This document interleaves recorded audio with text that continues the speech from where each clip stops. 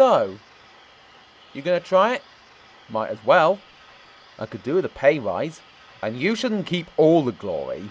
Yeah. You go back to the engine. I'll go see what Top Hat's up to. Oh, Ewan, what are you doing here?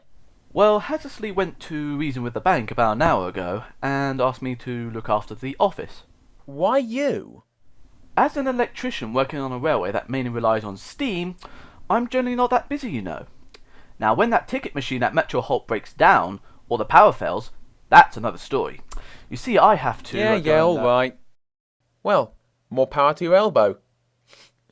This is a positive step for you. You're the obvious choice being such a live wire. Okay. Anything interesting happened so far? Doug called in sick, and apparently I can get low rates on double glazing because they happen to be working in our area. And I've checked the emails too. We, as a railway company, have been offered a bargain rate on Viagra, laser eye surgery, and a foolproof method of enhancing one's masculine attributes. Eh? And a company wants to give us a cheap extension, which kind of duplicates the last one. Usual day. Anything else? Well, Smithy keeps whittering on about this film he saw last night. And then the musical number? Oh my god, that blew me away. Are you sure the film was called Predator? Shut up! I've been listening to you for an hour now, and I'm fed up of it! Just close the window! But those windows don't even open. How did he do that? Who were those glazers again? And you'll never guess what else. Surprise me.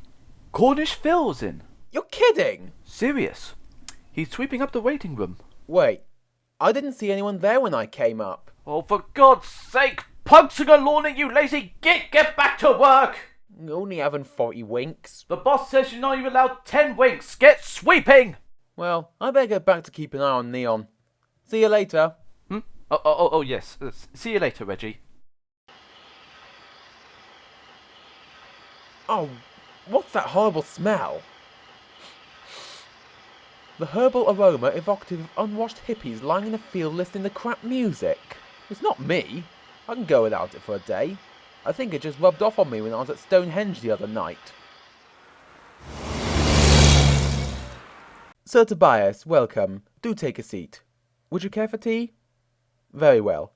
How may I help you? It's your demand that we repay our entire borrowings at the end of the month. I don't understand why, after all these years, you've turned on us like this. We haven't turned on you. We've had to reassess our lending, and your organisation doesn't meet our criteria. But our assets are worth far more than our liabilities, and we have a steady income. Your assets consist primarily of a lot of unreliable and much crashed steam locomotives of value only to a lunatic fringe of railway obsessives. They are worth only what someone will pay for them. Currently that's about 4p. For the lot. Your income is mainly reliant on small children and those obsessives who at least have the common sense to play with your railway set rather than build their own. That's what makes it a reliable income. It is not enough. You must repay your debt. Indeed, you agree to do so.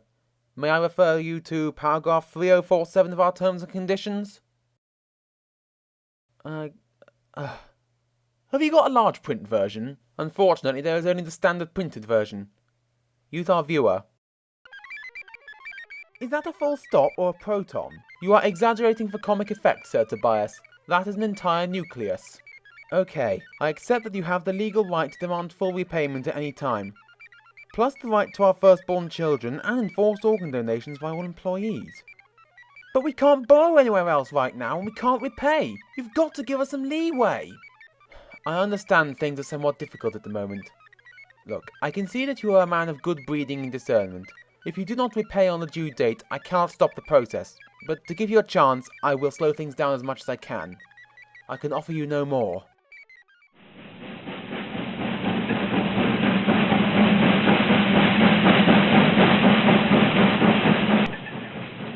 Reggie, can you give me a hand with this application form? Of course, what do you want to know? How have I prepared for the interview process? You daft git, you're preparing for the interview process by talking to me. Oh yeah. And how do I demonstrate my commitment to diversity within the working environment? You don't. We're gonna have to lie about this one. How about you work with people of every colour and you hardly ever fight with any of them? You'll buy drugs off anyone. You're not prejudiced. One of your best friends is Oddjob, whose multiracial origins are obvious to all. He's practically striped.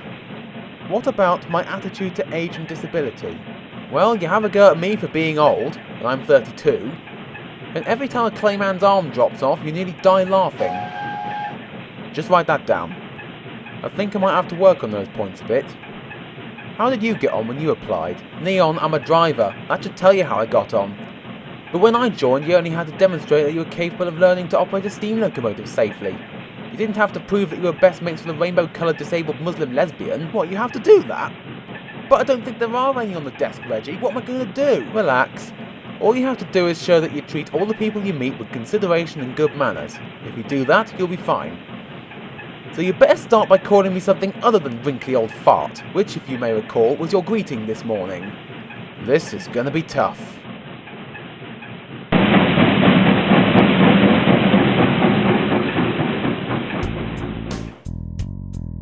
Right everyone, it's crunch time. As you all know, I went to the bank yesterday to try and sort out our problem, and it's not looking good. How bad is it? We have to repay our loans, and we can't repay. When we default, they'll bring in accountants who will do anything to recover the money. Yes, it doesn't look too good. However, I must tell you that a few days ago I got a call from a man called Garrett Walker, chairman of the Mere Railway. He's expressed interest in buying the railway, although what he will do with it we're not sure. We must explore every avenue. Boss, can I try raising a bit of money by using the place out of hours? Yes, just see Danny to find a way of accounting for it, and don't spend any of my money.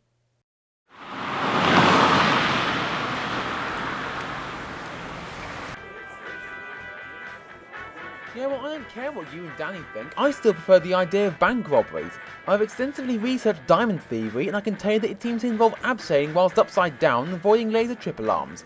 It's all too complicated. You've researched it by watching Mission Impossible in the wrong trousers, haven't you? Robbing banks is definitely the way forward. I just happen to have 2 pairs of rubber gloves. Weirdo. And I've still got my balaclava from when I was at school. Admittedly, it does require a bit of darning done across the front. I think I can get my mum to knit you one too. Then all we have to do is find a bank built over big sewers, get a fleet of minis. But I've already got a rope and I can't wear wool next for skin. It brings me out in a rash. Have you heard Bonnie and Clyde over there? Yeah, names tell you that one of them's an orangutan, but if you listen to them it's impossible to tell which is lowest on the evolutionary ladder. It's just the drinks talking. You got any ideas? Actually I have. I've had a word with the boss and he says I can use the railway out of working hours as long as it doesn't cost him. I've already seen Danny and he's going to run my scheme as a subsidiary company. I'm not just a porter and ticket office clerk, I'm also a managing director in my own right. If I make money, I get paid a proportion of the profit. Danny said it was only fair. What are you going to do? I've already started. I got a couple of local bands using 2 rooms for rehearsals this evening. I'm going back in at 10:30 to lock up and collect my new company's first income. Clear profit, of which I'm entitled to 10%. Have you got a brain under that goofy exterior? Perhaps.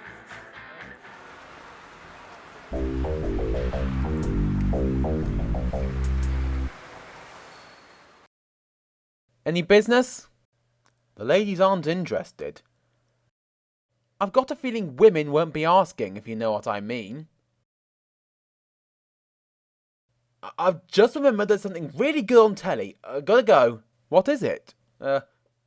Come dine in my celebrity attic. On ice. Astonishing. A fictitious TV program which is all too likely to become another dismal idea for making money. Whatever will tomorrow bring?